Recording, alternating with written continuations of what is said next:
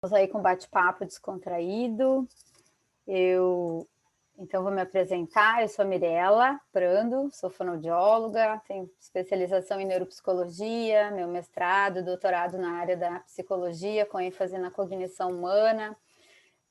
Trabalho muito dentro da neuropsicologia, trabalho muito com desenvolvimento infantil, neurodesenvolvimento. Sou colaboradora do Núcleo de Estudos de Neuropsicologia Cognitiva do Neurocog, da URGS atualmente, mas todo o meu percurso inicial, mestrado e doutorado, foi pela PUC, no grupo de pesquisa com a doutora Rochelle Fonseca. Atualmente estou contribuindo e trabalhando como colaboradora no Neurocog. Minha experiência maior é na área clínica, bastante também na área escolar, mas mesmo tendo já concluído os estudos acadêmicos, enfim, atualmente eu me voltei novamente para a clínica, né? Mas eu sigo ainda em parceria com a pesquisa, porque eu acredito muito na pesquisa, né? Dando suporte para a gente fazer um bom trabalho clínico, né? E um bom trabalho dentro tanto da área clínica quanto educacional, enfim. E a gente vai falar hoje, então, de recursos neuropsicológicos para estimulação da leitura e da escrita, né? Pensando em soluções para novos e velhos desafios, né? Isso é um grande já desafio falar desse tema. Né? E por que pensar em recursos neuropsicológicos, né? Porque, ainda mais nos tempos atuais, né? É uma pergunta, assim, que eu acho que essa pergunta já vem de muitos, né? De muito tempo, né? A gente está sempre refletindo, porque a alfabetização é uma área de grande desafio, né? Existem desafios constantes e reflexões constantes em relação a métodos, a abordagens. Isso tem um marco histórico aí, né?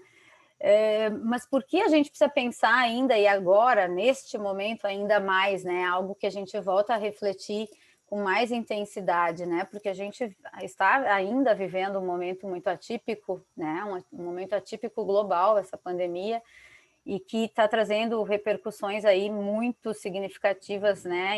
Em diversas áreas, e, sobretudo, na educação, né? Sabemos que na educação esse impacto é muito, muito importante.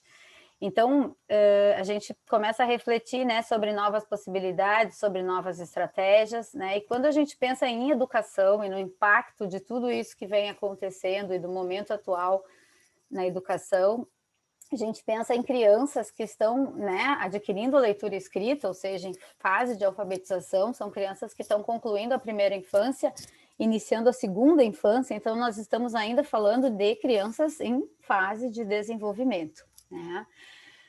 Portanto, não basta a gente pensar só em estratégias que são puramente educacionais, né, mas poder refletir sobre competências, sobre habilidades de desenvolvimento que são necessárias para as aquisições propostas por esse contexto escolar, né? Então, a gente sabe que o impacto na educação é gigante, mas sabemos que o impacto ainda na educação de crianças em fase de desenvolvimento ainda é maior, né? Com certeza é maior, porque são crianças que estão aí, sofreram privações e privações sociais muito importantes, né? Modificações dos seus contextos de vida, as famílias e todos nós, mas enfim, as crianças estão ainda em fase de desenvolvimento, com habilidades ainda por estarem sendo aprimoradas, né? E ainda a gente pensa como ensiná-las, como propiciar educação, alfabetização, para crianças desta faixa etária, né? Isso é um desafio enorme. E aí a gente se pergunta, tá, mas afinal, o que são esses recursos, né, neuropsicológicos, né? Que nós podemos chamar de recursos neuropsicológicos, né? Então, são todos aqueles procedimentos, as práticas, as estratégias que são baseadas na neurociência para desenvolver habilidades e competências específicas desenvolvimentais, né? É tudo aquilo que é embasado na neurociência, que a gente saiba que tem um respaldo aí de estudos de desenvolvimento neuropsicológico desenvolvimental, né? Então, são recursos que envolvem esses aspectos, né? E aqui estamos falando especificamente da aplicação, da aplicabilidade desses recursos para o ensino da leitura e da escrita, para a alfabetização. E a gente sabe que uma criança alfabetizada, né, isso a BNCC já nos diz assim, né, que uma criança alfabetizada, ela precisa conseguir, né, codificar, decodificar os sons da língua, ou seja, transformar fonemas em grafemas, né, o que envolve todo o desenvolvimento de uma consciência fonológica, né, além de estabelecer relações grafofônicas e fonográficas, né? Vamos pensar do fonema para o grafema e do grafema para o fonema, ter toda uma consciência fonológica por trás e dar conta de identificar, então, um material gráfico, né, pela via da leitura e pela via da escrita, codificando e decodificando. Então, isso é estar alfabetizado. E aí, quando a gente pensa nesse aspecto, a gente tem que refletir que estamos falando de uma aquisição que é extremamente complexa, né? Então, a aquisição desse processo de se tornar, uma criança se tornar alfabetizada ou adquirir leitura e escrita, né? Envolve habilidades linguísticas, perceptuais, motoras, cognitivas, além de todo um processo ativo que demanda prontidão para a aprendizagem, né? E essa prontidão passa por um processo de autorregulação e um certo grau de autonomia que essa criança tem que ter, né? Então, se nós formos pensar em todas essas habilidades que são necessárias para que essa aquisição extremamente complexa ocorra, né? A gente, de novo, tem que começar a voltar e se preocupar e pensar muito no desenvolvimento, no neurodesenvolvimento, né? Na maturação dessas habilidades ao longo desse desenvolvimento. E aí a gente entra numa fase de alfabetização, que é bem aquele momento que as crianças estão concluindo uma primeira infância, entrando numa segunda infância, estão fechando janelas maturacionais muito importantes aí, fechando períodos críticos de desenvolvimento, né? Necessitando de aprimoramento de habilidades e necessitando de habilidades de base, de pré-requisitos, né? E isso é uma questão muito delicada, a gente poder olhar para como essa criança chega, né, no ensino fundamental. Então, a pergunta vem, né, agora, qual é a realidade da maior parte das crianças que ingressa no ensino fundamental atualmente, né? Atualmente, então, essa pergunta ainda é diferente, né?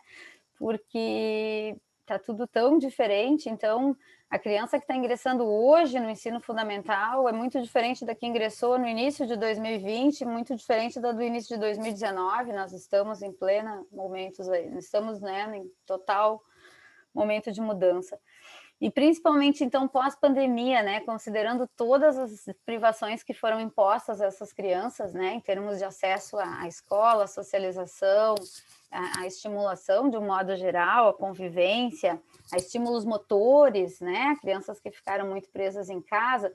Então, qual será, né, acho que aí vem a pergunta aqui, como é que será essa realidade dessas crianças, né, como é que elas vão chegar nesse ensino fundamental, como é que elas estão chegando, né? Então, a gente sabe que essas crianças precisam ser vistas no seu processo de desenvolvimento como um todo, e a gente tem que ter em mente que existe um contínuo e uma hierarquia para aquisição de habilidades e de competências, né? A gente não pode mais pensar naquela frase célebre que muitos ainda dizem, infelizmente, cada criança tem seu tempo, né? Cada um no seu processo, no seu ritmo, né? Porque isso vai no caminho contrário, inverso daquilo que a neurociência nos mostra, né? Não, as crianças não têm seu tempo, existem habilidades, existem marcos de desenvolvimento, né? E a gente precisa se apropriar desse conhecimento, né? Nós que lidamos com o desenvolvimento infantil, com certeza isso é muito importante. Então, o que a gente espera, né, de uma criança? E aí eu estou usando aqui bases do que, né, a BNCC já propôs e reformulou recentemente, né? O que se espera em termos de aquisição e habilidades de uma criança que ingressa o ensino fundamental, né? Que ela consiga expressar ideias, desejos, sentimentos através de uma comunicação já bem efetiva, tanto não verbal quanto verbal, em distintas situações de interação por diferentes meios e diferentes contextos, né? Isso tem que ser efetivo. Poder argumentar, relatar fatos oralmente, respeitando sequência temporal, causal, conseguir organizar e adequar a sua fala ao contexto, né, em que essa fala e que esses argumentos estão sendo produzidos, né?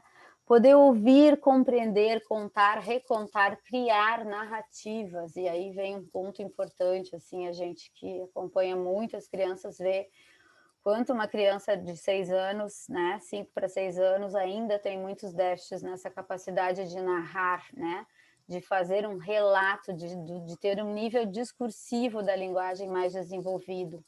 Isso a gente vê bastante. Poder demonstrar, então, compreensão da função social da escrita, né, e reconhecer que a leitura como fonte de prazer e de informação. Ter também esse juízo crítico frente essa função social, né? Porque a escrita é uma função social, né? Eu escrevo para o outro, eu preciso ter uma capacidade de me automonitorar, de autorregular meus processos para poder saber que eu aprendo uma nova forma de expressão da linguagem, que não mais oral, agora pela via da escrita, e essa escrita tem uma função social, né? Então, olha o quanto de desenvolvimento que a gente está falando aqui, que está por trás de tudo isso, né? O quanto de habilidades desenvolvimentais que a gente precisa pensar quando a gente olha para uma criança que está ingressando nesse momento do seu ensino fundamental, né? E o que é importante, né, que o professor saiba, né? Como se preparar, acho que são perguntas que vêm, que são recorrentes, né? Acredito que tenham muitos profs aqui com a gente agora. Como se preparar mais para poder atender as demandas, né, cada vez mais heterogêneas dessas crianças, como poder atuar num contexto de neurodiversidade cada vez maior, mais amplo, né? Então, buscando conhecimento sobre neurodesenvolvimento típico, né? Acho que essa é a primeira coisa, a gente precisa conhecer desenvolvimento, né? O que eu espero de uma criança ao longo do seu desenvolvimento. Eu não estou falando de crianças com dificuldades, estou falando de crianças de desenvolvimento típico, né? Saber o que é esperado em termos de aquisições para cada fase do desenvolvimento, conhecer os marcos de desenvolvimento, isso é extremamente importante, né? Conhecer os processos cerebrais da leitura, né, para poder desenvolver métodos de ensino mais eficazes, né, para essa alfabetização dessas crianças.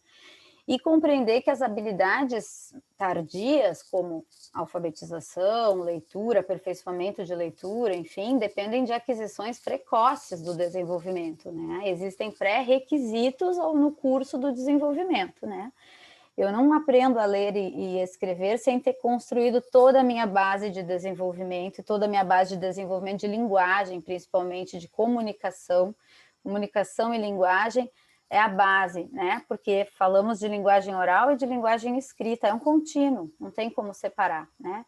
Então, a gente precisa entender que habilidades tardias dependem de aquisições precoces, isso é super, super importante. E compreender ainda, né, o que a neurociência também vem elucidando, além de tudo isso que a gente já falou, falar um pouquinho das funções executivas, né? Então, funções neuropsicológicas extremamente complexas, né? A gente fala que são as funções mais desafiadoras na neuropsicologia em termos de estudo, de conhecimento, né? Porque são as funções mais complexas. E falando nelas, né, a gente pode citar, então, os componentes principais, como memória de trabalho operacional, o controle inibitório e a flexibilidade cognitiva, né, que fazem parte, que estão dentro desse grande eixo, desse grande guarda-chuva, né, que são essas funções executivas, ou dá para a gente fazer uma analogia com uma orquestra, né, as funções executivas. Então, uma grande orquestra, existe lá um maestro que comanda tudo isso, elas precisam andar em sincronia, todos esses subcomponentes, né? E a gente precisa usar todas essas habilidades, né? Para quê? Né? Elas são necessárias para que a gente possa controlar todos os nossos pensamentos, as nossas emoções e as nossas ações, né? E essas funções executivas, elas são extremamente recrutadas para responder de modo adaptativo, né, em todas as esferas da vida e principalmente as situações novas, né. Então, a gente sabe que essas funções estão mais prontas tardiamente, né? Elas têm um desenvolvimento um pouco mais tardio, na segunda infância, alguns picos, aprimoramentos, e até o início da idade adulta, né? Do adulto jovem, os estudos ainda mostram que elas estão concluindo a sua maturação. Então, imaginem que a gente precisa muito delas para controlar todos os nossos processos de aprendizagem, né? E para que a gente possa responder de modo adaptativo a toda e qualquer situação nova. E a aprendizagem é um grande desafio, né? Então, a gente precisa pensar no que a neurociência nos ensina, né? Nesses aspectos. E aí a gente pode falar mais um pouquinho sobre a Política Nacional de Alfabetização, né, que foi lançada pelo MEC em 2019, e ela fala, já está lá, claro, declarado, os 6 componentes essenciais para a alfabetização, né? E eles já estão dentro daquilo que a neurociência também preconiza, né? Que são desenvolver consciência fonêmica, poder desenvolver instrução fônica mais sistemática, fluência em leitura oral, desenvolvimento de vocabulário, compreensão de textos, produção de escrita, né? De novo, todos esses componentes, eles demandam aquisições complexas de desenvolvimento para que realmente eles aconteçam, né? E aí, falando um pouquinho dos processos de leitura, né? O que a gente precisa pensar, né? Que a leitura é um processo, né? É um processo que envolve chegar a um reconhecimento efetivo de palavras, né? E que eu adquiro isso através da precisão, né? A forma como eu tenho acurácia e precisão para esse reconhecimento. Quanto mais eu tenho esses processos desenvolvidos, quanto melhor o reconhecimento de palavras, eu vou adquirindo uma maior capacidade de fluência, ou seja, velocidade, né? E que tudo isso está super relacionado para que eu chegue, então, ao produto final, que é compreender, né? E poder aprender com a leitura, né? Porque eu primeiro aprendo a ler para depois eu aprender com aquilo que eu leio, né? Mas esse processo de aprender a ler precisa ser muito eficiente para que eu consiga depois, posteriormente, ter aprendizado, extrair aprendizado daquilo que eu leio, né? Então, a gente precisa olhar para esses processos todos com muito cuidado, como desenvolver acurácia e precisão, como desenvolver um bom reconhecimento de palavras, como levar uma criança a ter fluência nesse processo, né, para depois chegar a ter um bom nível de compreensão leitora, né? E aí a gente pode falar né, do ponto de vista teórico, assim, do modelo de leitura de dupla rota, né, que a gente fala de rota fonológica, rota lexical, né, partindo sempre de uma palavra escrita. Vamos fazer uma análise ortográfica, né? Se é uma palavra não desconhecida, não conhecida, né? Um primeiro contato com essa palavra, a gente vai acionar um sistema de conversão grafema-fonema, vai acessar um buffer fonológico para poder fazer uma leitura oral. À medida que a rota fonológica se desenvolve, essas palavras vão sendo armazenadas, né, num léxico mental ortográfico, então essa análise ortográfica de entrada vai acessar diretamente esse léxico ortográfico, para que eu possa, então, acessar um sistema semântico de significado, um sistema lexical fonológico, né, a representação da palavra em si, da forma de produzir essa palavra, também acessando um buffer fonológico, porque vai passar pela leitura oral, pela oralidade, né?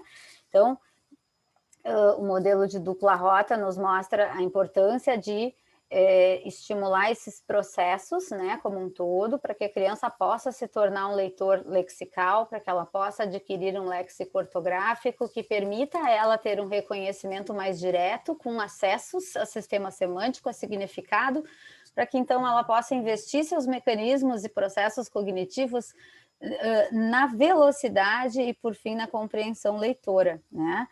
Então, está tudo muito interligado. E quando a gente fala de modelo de compreensão textual, né, o que a gente precisa para compreender um texto, né? Eu passei por todo esse processo de rotas, de reconhecimento, tenho acurácia, tenho fluência, mas eu também preciso entender que unidades do texto, todas elas são integradas entre si, né? Com todo o conhecimento prévio que eu tenho, né? E essa representação do texto, dessas partes, eu preciso acessar memória, né? Eu preciso fazer acesso daquilo que eu já tenho que eu já tenho armazenado, daquilo que eu já sei, daquilo que eu já tenho de conhecimento de mundo, né? Eu também preciso selecionar o que é relevante de um conteúdo e eu preciso fazer inferência, né? Que é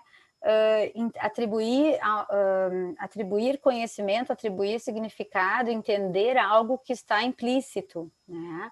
A partir dessa perspectiva de análises contextuais, né? De análise do contexto. Eu não preciso saber significado de todas as palavras, né? De uma língua, porque isso é impossível, mas eu preciso ser um leitor capaz de buscar partes, capaz de buscar pistas contextuais e fazer uma análise dessas pistas contextuais e inferir significados, por exemplo, de uma palavra desconhecida, né? Poder fazer uma análise global desse texto e levar a um processo de inferência, né? Uma compreensão um pouco mais refinada, né? E a compreensão textual envolve tudo isso. Então, o que a gente fala em termos de componentes essenciais para a instrução efetiva em leitura, né? Quando a gente vai fazer uma instrução efetiva em leitura, ajudar uma criança a se tornar um leitor, um bom leitor, né?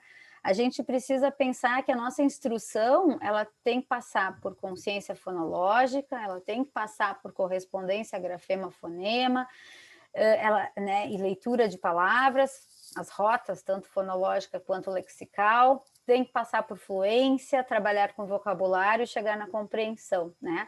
Esses componentes precisam fazer parte de um plano de abordagem instrucional, né? Então, a gente fala que a combinação, né? A teoria nos mostra a importância da combinação dessa abordagem instrucional integrada, integrar todos esses processos com a finalidade de construir conhecimento, tá? E aí, então, se fala na importância dessa instrução explícita e direta para a criança, né? A criança não aprende a ler, ou ela não aprende a linguagem escrita simplesmente por inferências, por deduções, por lógica. É muito importante essa explicação vamos dizer assim, explícita, né? A instrução explícita e direta, ela é muito necessária. Vão ter, claro, crianças que muito cedo e muito precocemente começam a se dar conta de unidades fonológicas, começam a brincar muito cedo com rimas, começam a perceber semelhanças e diferenças entre as palavras, começam a refletir sobre os sons da língua, fazer relação com a letra e rapidamente elas mesmas criam hipóteses, né? Mas essa não é a realidade da maior parte das nossas crianças, né? Muitas precisam, se beneficiam muito, sim, de uma instrução explícita e direta, né?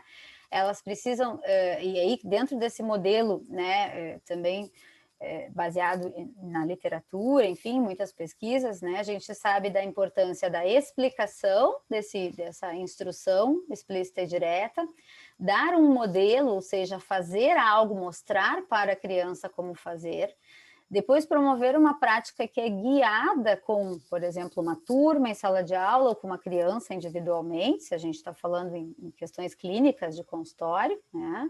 Fazer uma prática em pequenos grupos a partir dessa prática guiada, né?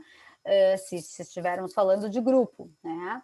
Até que a criança consiga ter uma prática individual com autonomia, né? Então, é aquela coisa assim, porque como é que eu posso exigir da minha criança algo que eu não expliquei, que eu não mostrei, que eu não experienciei junto com ela, né? Então, o modelo, ele é muito importante, a prática guiada, ela é muito importante, né? E todo esse processo de instrução explícita e direta dentro vamos dizer assim, de um processo de instrução da leitura, né? Sempre com feedback ativo, sempre fazendo a criança perceber o quanto ela acertou ou errou, mas o quanto ela pode buscar outro caminho para acertar na segunda vez, o quanto ela vai ter mais experiência para fazer de novo, né? Então, esse modelo nos mostra a importância de seguirmos muitas etapas até que a criança possa fazer algo com autonomia, né? Não simplesmente dar a ela um exercício, a tarefa, a atividade e exigir que ela faça, né? Fazer um processo junto, construído, compartilhado, tá? E aí a gente fala, né, que para como é que a gente faz a instrução de todo o processamento da leitura, né? E pensando nessas questões de desenvolvimento, né? A gente pensa em instrução em leitura no nível da palavra, né? Ou seja, eu preciso inicialmente que a criança aprenda a reconhecer palavras, tenha acurácia e precisão, né? Aí a gente recorre a abordagens fônicas, a consciência fonológica, a ensinar o princípio alfabético letra-som para que a criança possa se tornar alfabética, né? Esse é o primeiro passo. Se tornar alfabético é poder reconhecer, codificar, né? E decodificar fonemas e grafemas, tá?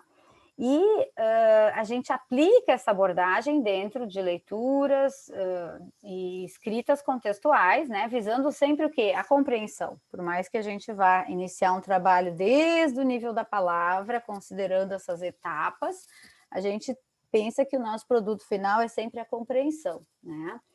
E a intervenção em fluência de leitura, né? Como é que a gente avança, então, depois que ela já adquiriu um bom nível de reconhecimento de palavra, né? Essa precisão na leitura que ela precisa ter. E aí a gente precisa falar, né? Falar de prosódia, de entonação, quanto é importante a gente dar o modelo, né? Na leitura de frases, o quanto a gente pode mostrar para a criança, né? Como se dá a velocidade da leitura de frases depois de parágrafos, né? Então, o adulto, ele tem que ser sempre um modelo de leitura inicial, né?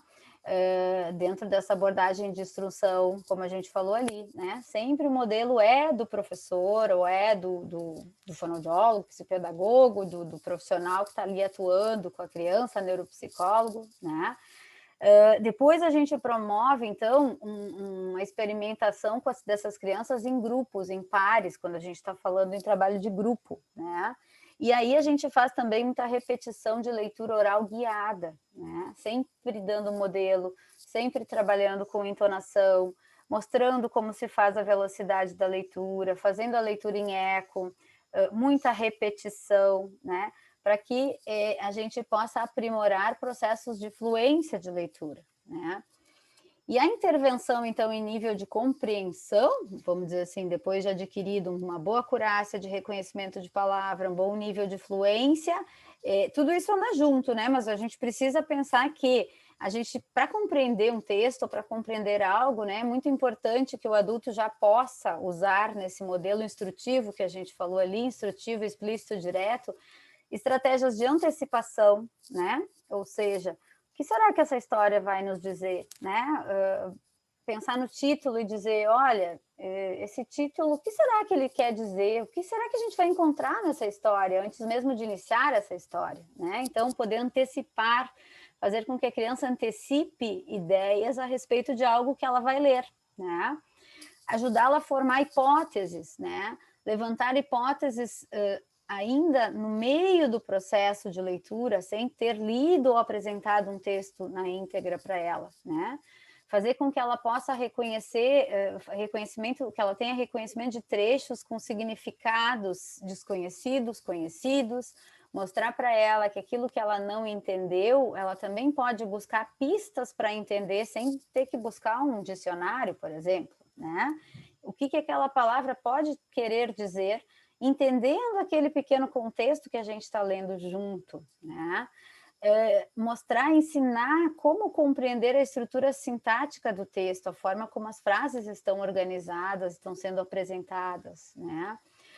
Trabalhar a compreensão de inferências, ensinar a buscar informações que não estão explícitas no texto, que podem ser inferidas, né? Que não estão claras, entender um pouco da intenção do personagem, entender o desfecho, né? Até o próprio entendimento de fábulas, a gente busca uma inferência, né, para compreender uma fábula, né, entender uma moral da história. Poder ajudar essa criança também a fazer síntese do significado, né, a entender quais são os significados de algo que ela realmente não compreendeu, né, e poder concluir, poder finalizar esse entendimento global, né, de partes para o todo. Então, a intervenção na compreensão de leitura, ela passa por esses processos todos, né, que sempre envolvem essa questão do feedback ativo, essa capacidade de autorregulação, de metacognição, ou seja, processos metacognitivos. Eu preciso pensar sobre os meus processos para saber de que forma eu encaro uma leitura e aprendo com ela, né? Como eu antecipo ideias, como eu formulo hipóteses, né? São coisas que a gente precisa ensinar a criança a fazer, porque isso falta muito, assim, as crianças não fazem sozinhas, né? Então, a gente sabe da importância da intervenção dentro dessa ótica, né?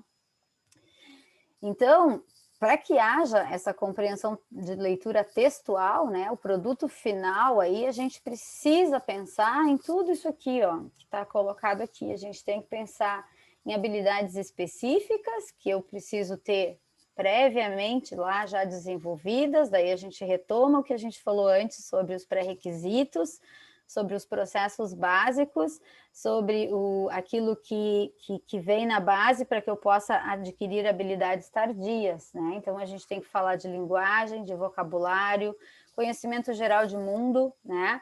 Capacidade de fazer inferência, são as habilidades específicas que eu preciso para compreender um texto. Eu preciso chegar a essa fluência de leitura textual e para isso dependo de prática, né? Prática lá coletiva, com grupo, prática individual, precisa muita prática para ter fluência, ninguém adquire fluência sem prática, né? Precisa haver um modelo de leitura oral, precisa ter repetição de leitura oral guiada, leitura em conjunto, muito feedback daquilo que está sendo trabalhado, né? E a gente tem que pensar muito no uso de habilidades metacognitivas nesse processo todo, né? Poder antecipar, levantar hipóteses, identificar, a criança precisa dizer eu sei, eu não sei, isso tem a ver com me automonitorar, será que eu sei o que eu estou lendo? Será que eu entendi o que eu estou lendo? Se eu não entendi, o que eu faço para entender? Eu volto, leio de novo? Eu marco palavras-chave, eu recorro àquilo que eu não entendi, né? Eu consigo, então, eu tenho que buscar ideias principais. Quais são as ideias principais, né? Qual é o tema desse trecho? Qual a ideia central, né? Eu preciso conseguir concluir, eu preciso conseguir resumir, eu preciso conseguir narrar o que eu li, né? Então, aí a gente se vale de habilidades metacognitivas. Tudo isso está na base de um trabalho de instrução, né, de uso de recursos neuropsicológicos, né, pensando em desenvolvimento de leitura e de escrita, tá? E aí a gente, né, e aí vou falar, não é o intuito da nossa aula, mas vou falar do INELI, né, que é um programa de instrução e intervenção neuropsicológica da leitura e da escrita, né? O INELI é um programa que vai ser lançado ainda este ano pela editora Vetor, né? É um programa que foi testado, é um programa que tudo isso que a gente falou agora aí, desde o início que eu falei, foi desenvolvido e foi está totalmente dentro deste programa, tá? Então, é um programa que foi desenvolvido, testado empiricamente em contexto escolar para a promoção de habilidades de leitura, tá? Ele foi desenvolvido no Núcleo de Estudos em Neuropsicologia Cognitiva, aqui de Porto Alegre, da URGS, né? Pela psicóloga doutoranda na época, agora já doutora, Natália Becker, sob a orientação da doutora Jerusa Salles, né, e a minha participação como co-orientadora, dentro de um viés muito prático e clínico, né? Então, se buscou com base na ciência, na pesquisa, todos os processos e recursos neuropsicológicos para instrução e intervenção de leitura, porém, a minha participação foi muito com a prática, né? Como é que a gente busca ser algo motivador para as crianças, tá? Então, o INELI, a gente construiu a partir, assim, de livros, literatura infantil que as crianças gostam, curtem, né? E ele contou, e ele teve por objetivo ensinar e estimular todos os processos de leitura e escrita em crianças das séries iniciais do ensino fundamental, tá? E ele tem como objetivo geral poder estimular esses componentes tanto de linguagem oral, escrita, memória e aspectos metacognitivos, tudo isso que a gente falou até então, tá? Como é que ele foi composto, né? Ele foi composto por 2 módulos que a gente chama instrução e intervenção, né? De acordo com o foco principal das habilidades trabalhadas. Então, o módulo 1 teve toda uma questão de desenvolvimento de consciência fonológica e correspondência grafema-fonema para aprimorar os processos de acurácia, de reconhecimento de leitura de palavras, tá? E o módulo 2, todo um trabalho de compreensão e fluência de leitura textual, né? Esses 2 módulos, né? 2 módulos com submódulos, tá? Então, cada módulo dentro de cada um desses 2 eixos, então, tem um número variado de encontros, né? Cada encontro que está formulado no INELI, nesse programa, são encontros de 50 minutos, né? Para corresponder a um período, seja de uma sessão clínica, quanto de um período de aula, né? Que ele foi aplicado 2 a 3 vezes por semana, totalizando uns 26 encontros, mais ou menos. Teve uma duração de 3 meses, ou seja, as turmas onde a pesquisa foi realizada, né, tinham 3 encontros semanais com todo o programa, onde o programa foi aplicado com o grupo escolar, tá? É importante a gente ressaltar que ele foi criado e a pesquisa foi conduzida, né, os dados de pesquisa foram conduzidos com escola, né, dentro de escolas, com crianças e aplicados pelo professor, tá? Então, ele é um programa de instrução e intervenção que pode ser aplicado pelo professor, como pode ser aplicado pelo psicopedagogo, fonoaudiólogo, neuropsicólogo, se a gente estiver falando de um contexto clínico, tá? As sessões, elas são prontas já, a gente tem um processo dirigido e todas elas envolvem aquele processo que a gente falou de monitoramento guiado, né, de ensino explícito direto, né, com um modelo, uma prática guiada, uma prática em grupo, uma prática individual, certo? Sempre com feedback, modelos e explicações, muita mediação do próprio instrutor, que pode ser o professor, como pode ser o clínico, tá? Então, o INELI, ele foi criado com esse intuito, né? Ele vai ser lançado ainda esse ano pela editora Vetor, né? Ele tem uma versão pesquisa, que foi a versão aplicada na pesquisa da doutora Natália, onde tem lá os 26 encontros, todos eles descritos, né? Com a duração de 50 minutos, com todas as atividades descritas. E agora, para a versão que está sendo publicado, então, a gente precisou criar o que a gente chamou de um INELI adaptado, um INELI diferente daquele usado na pesquisa, porque a gente precisava contar com textos inéditos, né? A gente não, até em função de direitos autorais, assim, a gente não poderia usar textos de literatura consagrados, né? Que é o que a gente, normalmente, os professores muito usam em sala de aula, né? Mas como a gente está promovendo a criação do instrumento e preparando esse material já para vir pronto, né? Para quem for aplicar, já vai ter lá todo um programa com livro de instrução, com a apostila da criança, com os materiais de apoio para a criação dos jogos, né? Então, todos eles envolvem jogos, envolvem leituras, envolvem um almanaque de histórias, todas as histórias são inéditas, né? E todas essas histórias são utilizadas dentro daquela hierarquia que a gente falou de instrução ali, desde o nível da palavra, do nível da fluência, do nível da leitura, da compreensão leitora. Então, o INELI está preparado, a versão que vai ser publicada vai contar, então, com a versão pesquisa, onde só está descrito como foi feito. O clínico ou o professor pode se guiar e construir aqueles 26 encontros. E depois mais 28 encontros já prontos, onde a gente só aplica com o grupo ou com a criança, tá?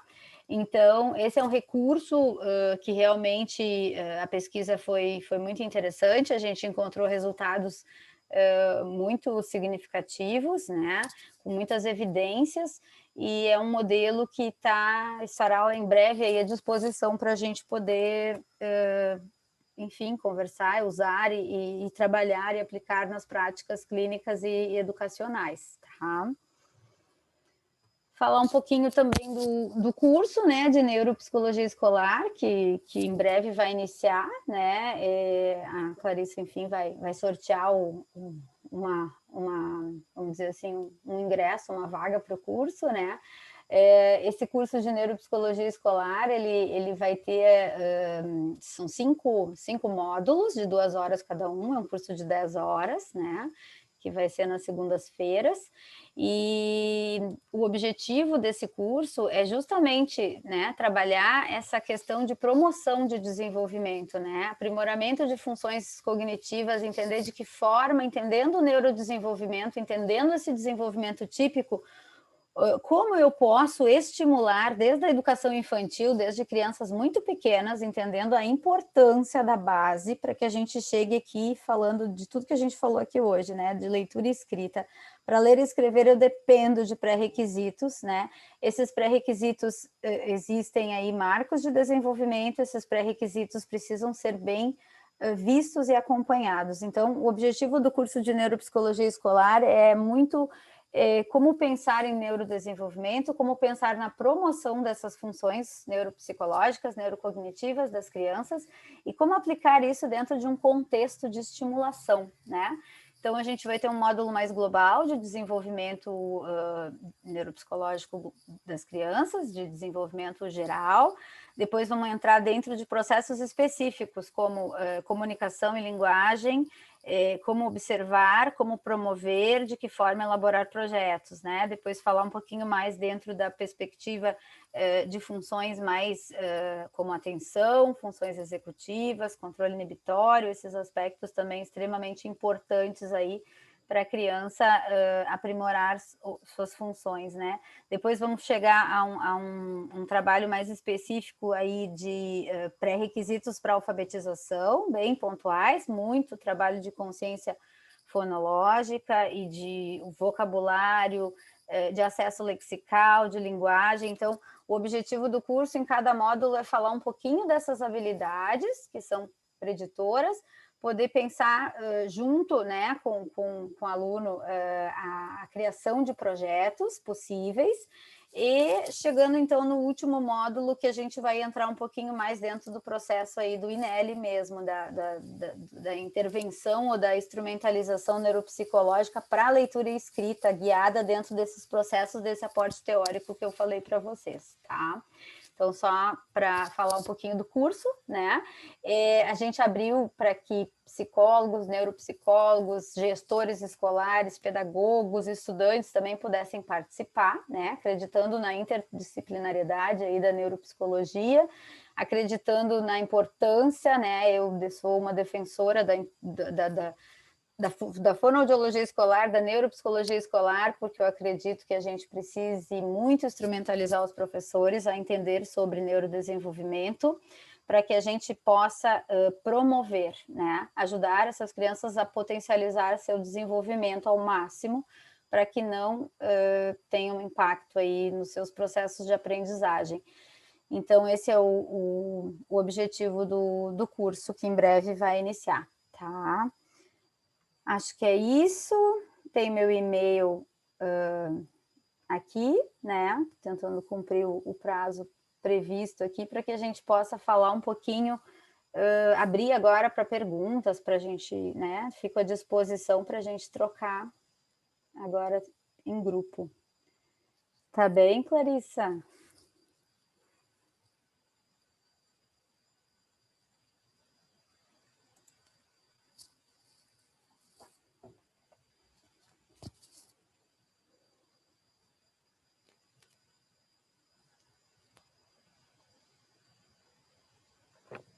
Vocês estão me ouvindo? Já parei de compartilhar. Clarissa está por aí.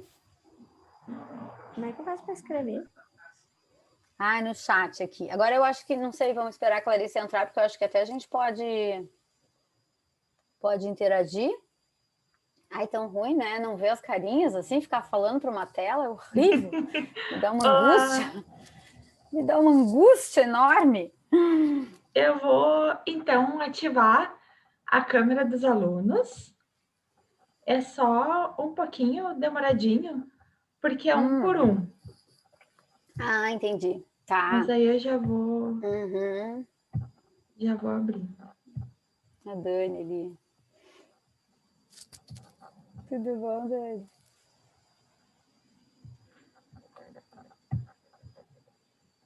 Aí, aos poucos, já vão aparecendo os Obrigada, rostos. Raíssa. Já vou lendo aqui. Não sei se alguém escreveu enquanto eu falava, porque eu me atrapalho. Não sei se alguém falou comigo. Desculpa. Podem falar novamente.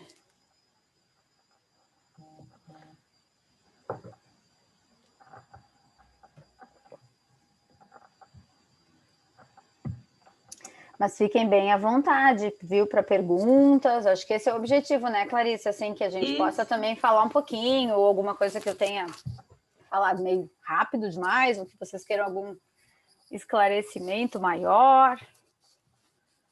Estou à disposição para trocas. Esse é o momento de esclarecer dúvidas, né? Uhum.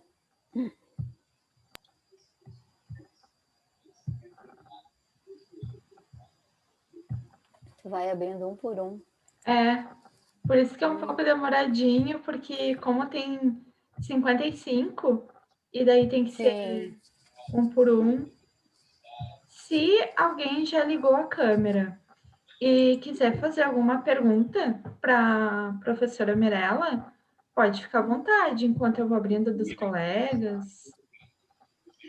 Eu desejo fazer uma pergunta. Meu nome é Ana Gavinho. Vocês estão me ouvindo? Ana? Sim, estamos te ouvindo. Sim.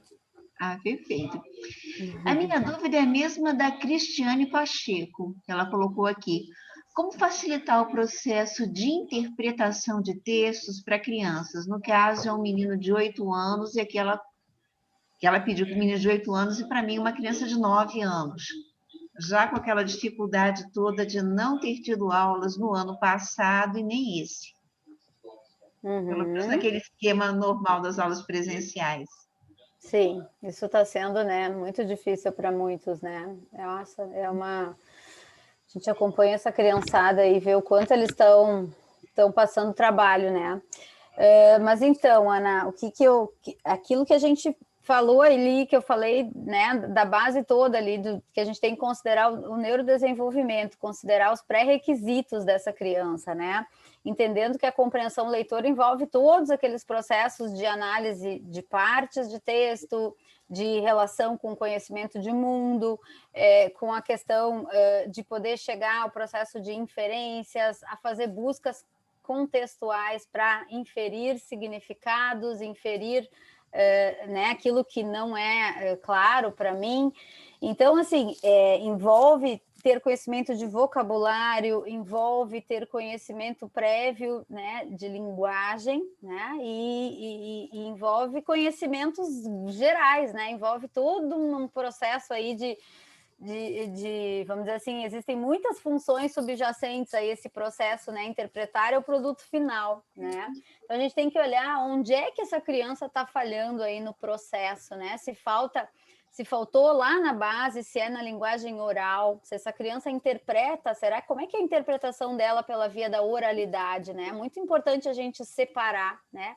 Aquela criança que não compreende bem aquilo que é lido, e se a gente ler para ela, e aquilo que ela ouve das pessoas que conversam com ela, ela interpreta bem, né? Porque a gente tem que entender esse processamento de linguagem, né? Esse nível compreensivo, como é que está.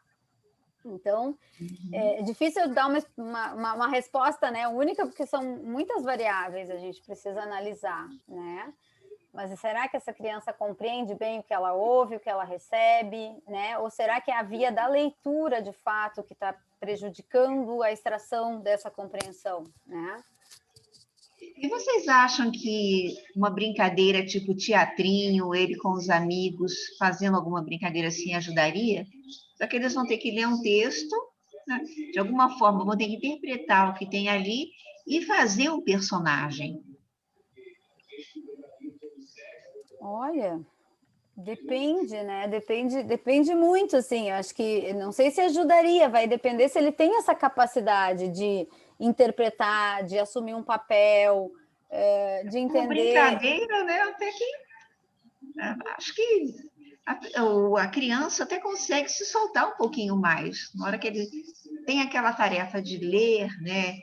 Entender, responder algumas perguntinhas, vamos ver o que você pegou daí. E na parte da brincadeira, eu achei que isso poderia ajudar. Uma tentativa que eu vou fazer. Claro, acho que sim, é válido, né? Mas a gente também precisa ver como é que são essas habilidades, porque é isso, talvez uma criança também no jogo simbólico tenha prejuízos, né? Não tem essa condição e essa destreza comunicativa que ela precisa para fazer um jogo simbólico mais elaborado. Isso também é necessário. Daí, quando a gente fala dos pré-requisitos, né? A importância do brincar, a importância do jogo simbólico, a importância da abstração dentro da brincadeira funcional para uma criança que chega lá numa educação infantil depois e é demandado dela a leitura e a interpretação de aspectos textuais, né? Então, a gente precisa entender aí como é que está o processo como um todo, né? Ok. Uhum.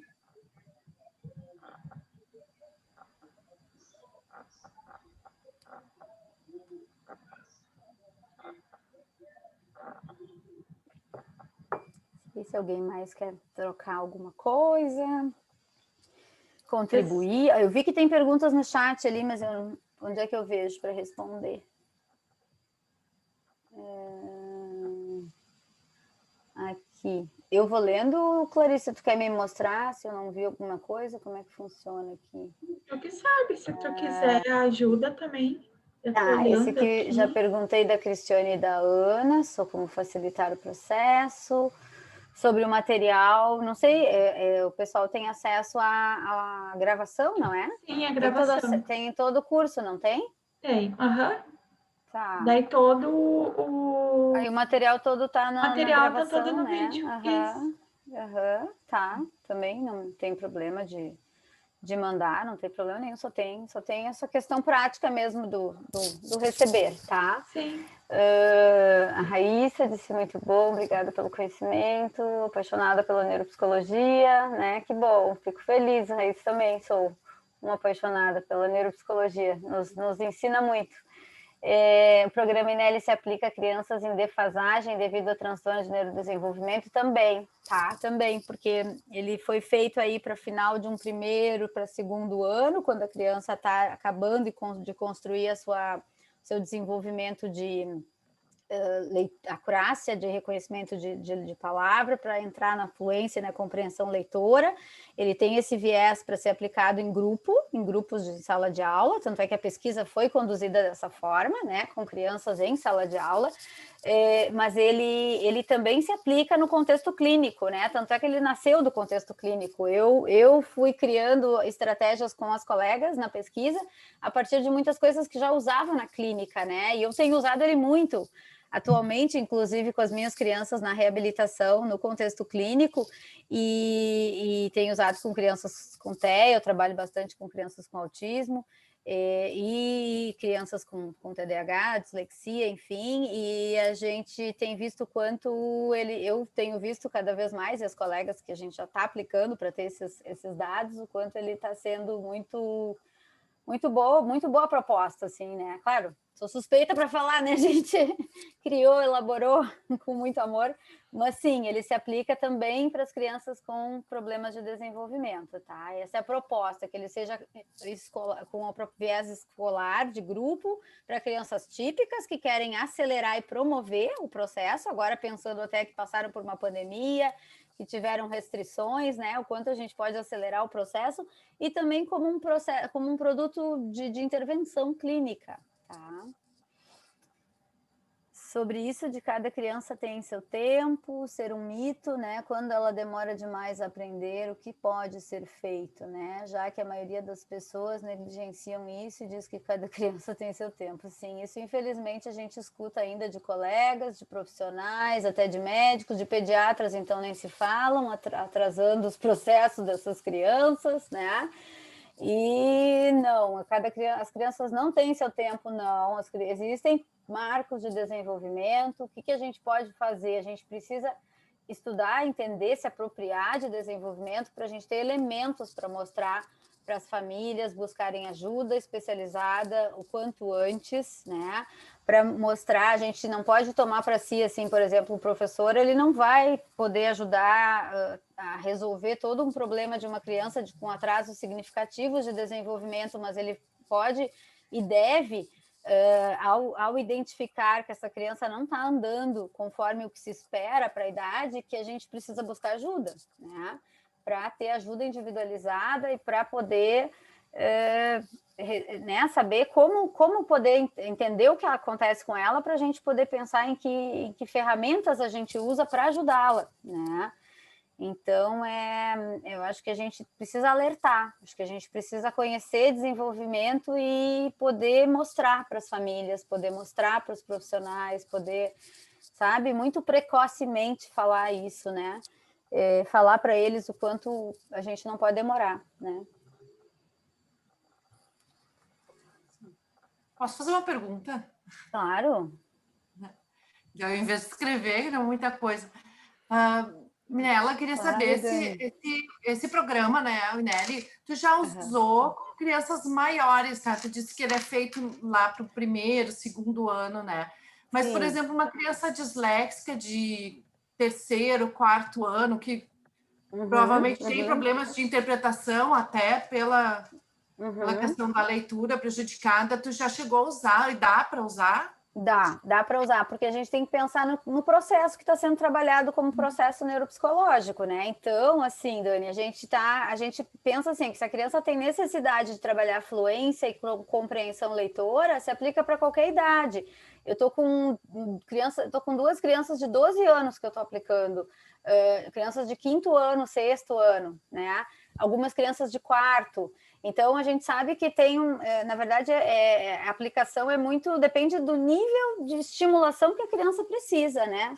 Tendo falha de fluência e compreensão, eu acho que ele pode ser aplicado sempre aí, né? Até nos maiorzinhos.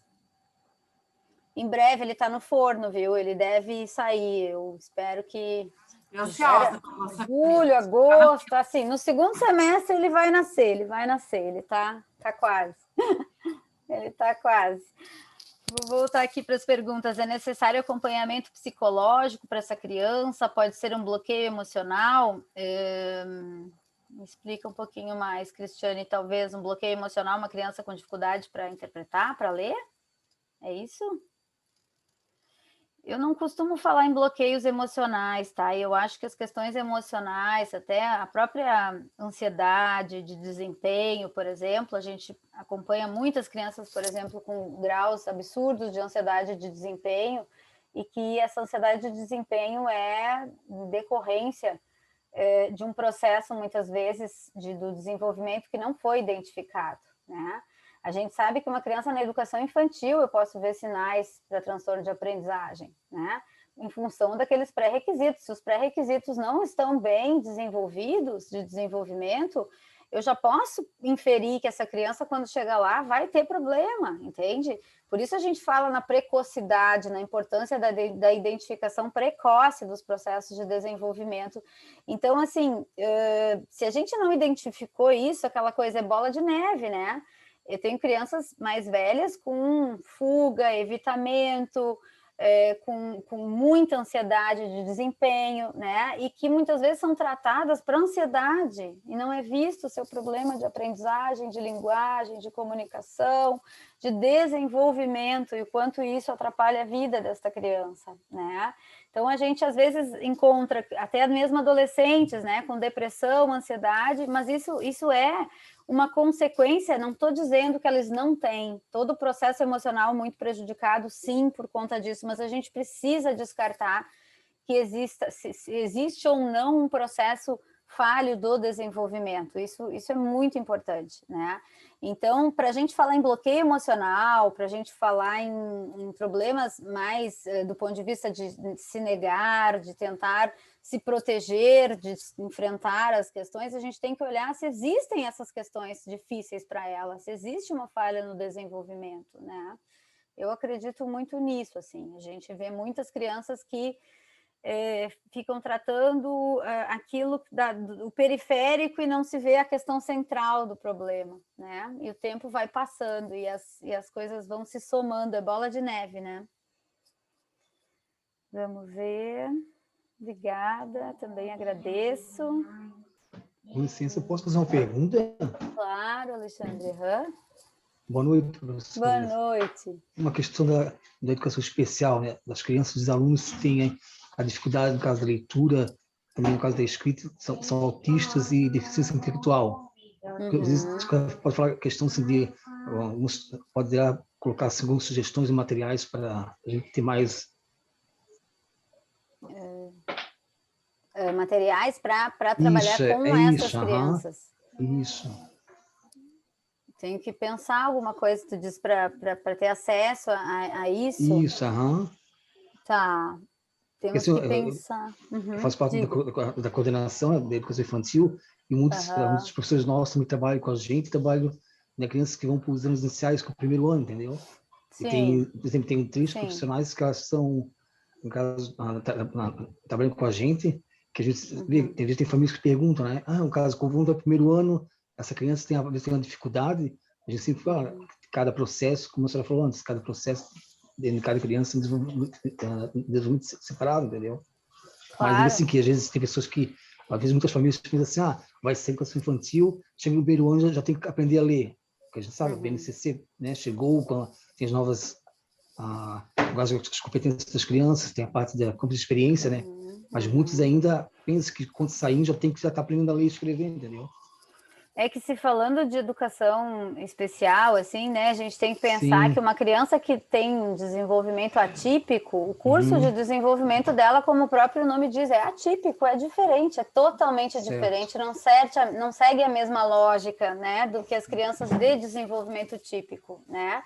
E aí, cada caso é um caso, né? Porque, por exemplo, uma criança autista, ela é só autista, ela tem uma comorbidade, existe uma comorbidade com uma deficiência intelectual, e aí essa deficiência intelectual, será que ela tem condições reais de aprender a ler e escrever? Será que eu não preciso voltar um pouco mais para os pré-requisitos? Não quer dizer que ela estando num primeiro ano, eu tenho que fazê-la ler e escrever, se ela não tem desenvolvido a linguagem lá atrás, ou questões comunicativas, né?